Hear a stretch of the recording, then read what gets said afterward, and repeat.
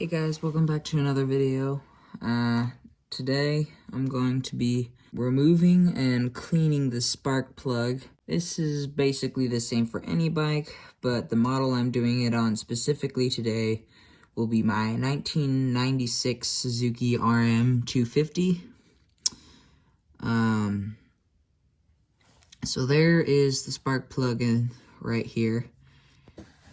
Right there. So first off, you're going to pop off the cap.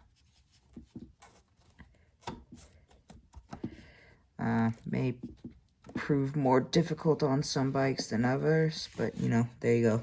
Pretty simple. Then you're gonna find a wrench that fits around that and start unscrewing it. And no, it is not reverse thread, so just do it counterclockwise to loosen it. I'm gonna use this instead.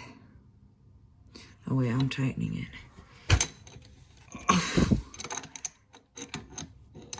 And once you loosen it, you can probably just reach in there with your fingers and unscrew it.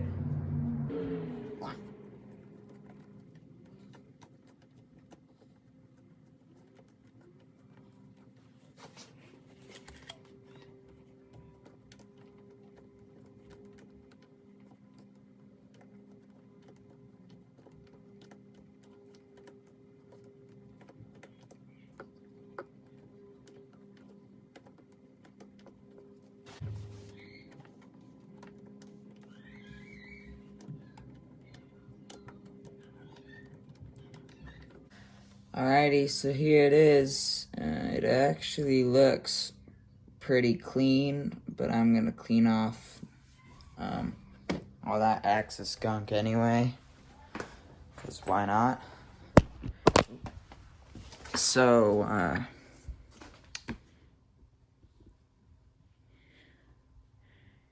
yeah, it's just a little bit oily, but it looks fine. So, I'm just gonna clean this off with the steel brush. Alright, so first I'm gonna start off just wiping it down a little bit. Which actually cleaned off, that just cleaned off most of the crap.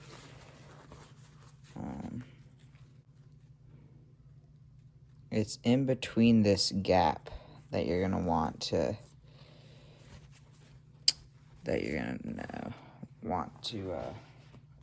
really clean.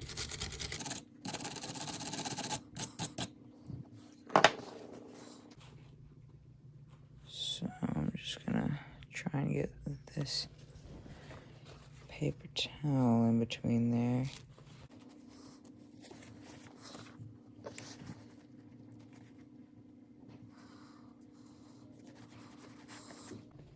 So, the reason this gets gunked up, at least for 2 strokes, which is what I've got, is because 2 strokes, they have their engine lubrication oil inside of the gas. It's mixed up with the gas. And so when all the gas is exploding, some of the oil gets stuck on here and just kind of gunks it up. But yeah, it's a clean spark plug right there. Before you clean it, I would recommend checking the gap it was before, taking a picture of the gap it was before, and then looking at the gap after. Mine's the same, so I'm good. Now I'm gonna reinstall this. Super simple, and hopefully the RM250 fires up. Alright, so now that the spark plug's all cleaned off, gonna try and pop it back into the port. There we go, and screw it in there. It might be easier to do this if you remove the fuel tank, but I'm lazy, so I'm not going to. Removing the tank would be a pain in the butt, just because of all the fuel spilling everywhere.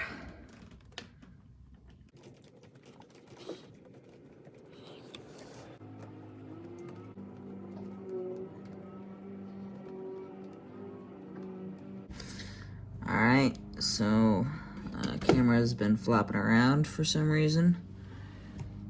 There we go. So now you're just gonna tighten it up, tighten up the last bit with a wrench. Ensure that it's nice and tight.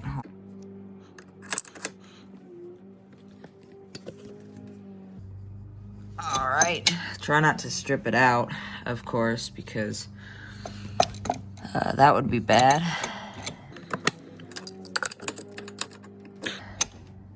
So once you feel like, you know, it's tight enough that it's not gonna rattle loose, especially on these two strokes. These two strokes are, I guess you could say, they're extra rattly. All right, there we go. Now pop the cap back on, and make sure that you can, make sure you can hear the cap click. If it doesn't click, it might not make contact all the time, and you're gonna have your motor run crappy or not run at all. So I heard the click. I just want to press it down a little more to ensure that it's not gonna pop off while I'm riding it. Alright, so now I'm gonna remove and clean the carburetor. I did some stuff off camera. I unscrewed this rear clamp back here and this clamp right here, and I sort of squashed this boot back so that I can remove the carburetor. So now that all that is out of the way, first of all, turn off your fuel, of course. You don't want fuel dripping down, or you can empty your tank, your choice. I just turn off the fuel because it's easier. So you should have a clamp on both ends of this fuel line. For some reason mine is missing, which is not good. I'll have to replace that after this. But yeah, I'm gonna remove this hose, and be sure to have a bowl or a rag or something under here to catch all the liquid, because there is still fuel in this hose. And then I'm gonna remove this cap right here, and then the carburetor should just slide off. So let's get started. Alright, so I just moved it out in the rocks here so I could dump all the fuel out without worrying about it. It was not that hard. So now that's off. I'm gonna unscrew this cap up here.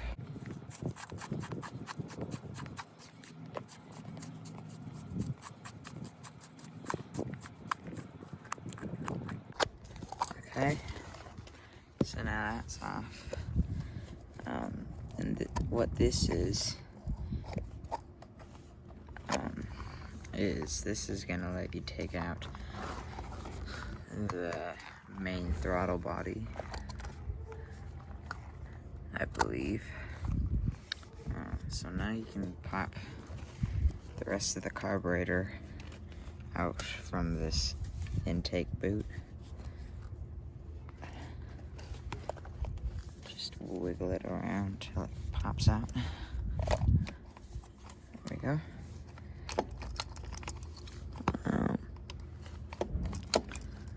And so there is this little spring, so I'd watch out for that. And then I'm just gonna remove this fuel line from this zip tie. And I believe it should just pop out now. Oh, I gotta remove all of these access fuel lines. So here is my main throttle body. Be sure not to lose this, and don't let it get dirty at all. Yep, there goes all the fuel. So this is why I'd recommend doing it over some cardboard or over some rocks. Because it's gonna be quite a bit of fuel in there, so just let it all drain out. Alright, so I'm not sure exactly why, but my carburetor is also hooked up to this electrical wire right here.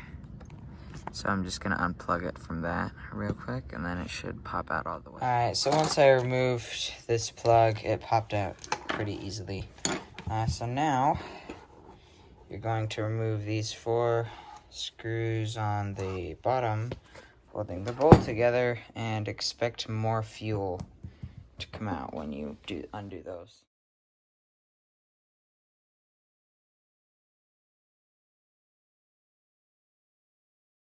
Alright, so now that all those screws are off, pop this off, and voila. So there's your access drainage thingamajig. There's a bunch of fuel, like I predicted. Make sure you don't lose this little pin. It's for the float. And you don't want to mess up the float, because the float regulates, well, a lot of stuff. Basically, it's very important. Don't lose it. So now, literally all we gotta do is unscrew that valve that's stuck in there, or jet, and then blow out this main jet. So I'm gonna do that. Alright, so got the pilot jet out. Now I'm gonna take an air compressor or compressed air, or heck, you could blow it out, but I would not recommend that at all.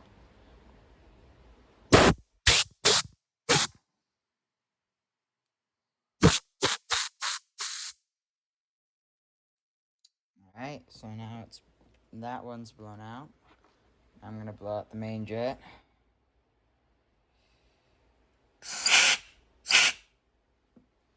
Okay, so it's that simple.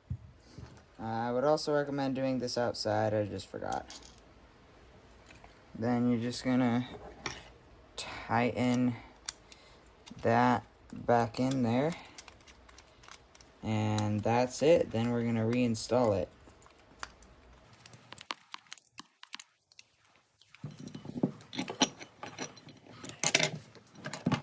And make sure you don't lose this O-ring in here.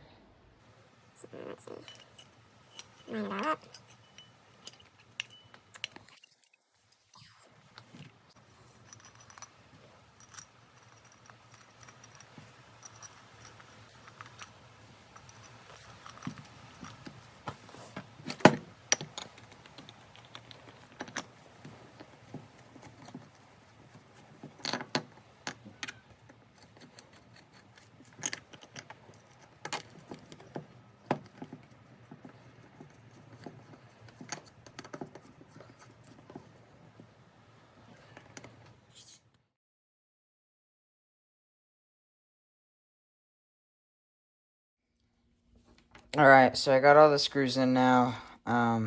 Be extra careful to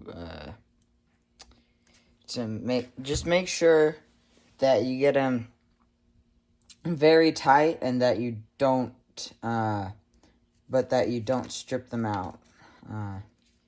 You do not want this falling apart while you're riding. So now I'm going to put this back in. I got some new screws for the clamps. So yeah, I'll start doing that. Alright, so now I'm going to put it back in. I'm going to start by plugging this wire back into the other side real quick. Alright, so I finally got that wire back in. So now I'm just going to slide this needle back through.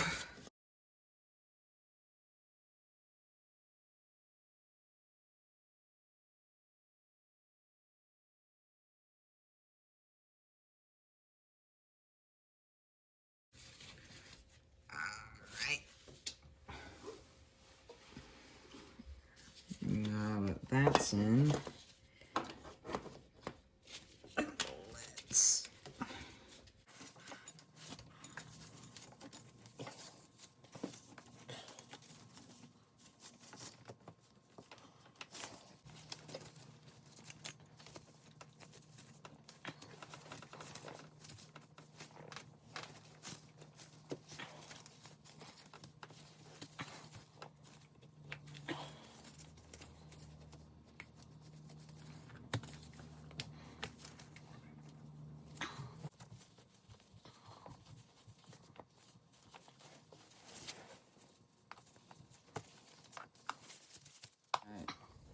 Okay, so I finally got this cap on.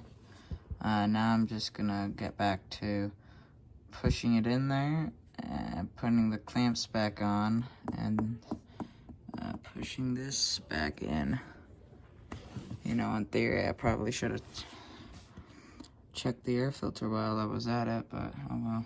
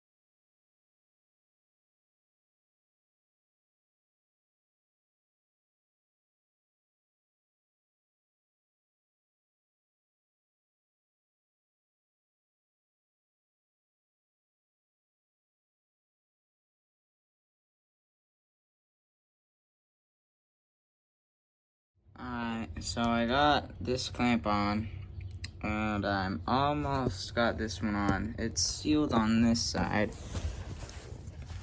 but on this side it looks like it's not completely in there.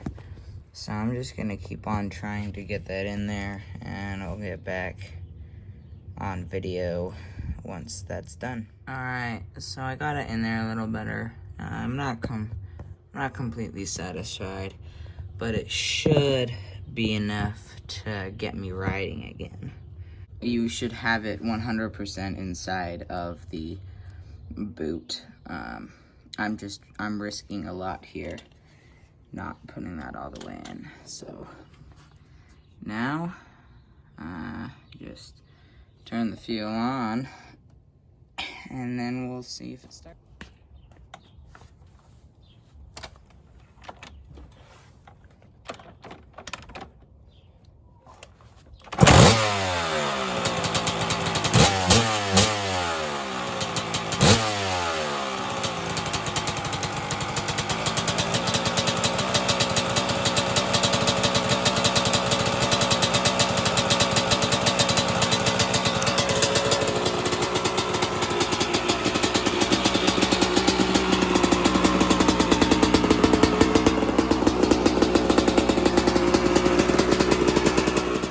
Alright guys, so I'd say that was a pretty big success. It is idling pretty dang high. So I fixed that, but it's still idling a little wonky. So in the next video, I'm going to be showing you guys how to tune one of these. I hope this video helped you out, and see you in the next one.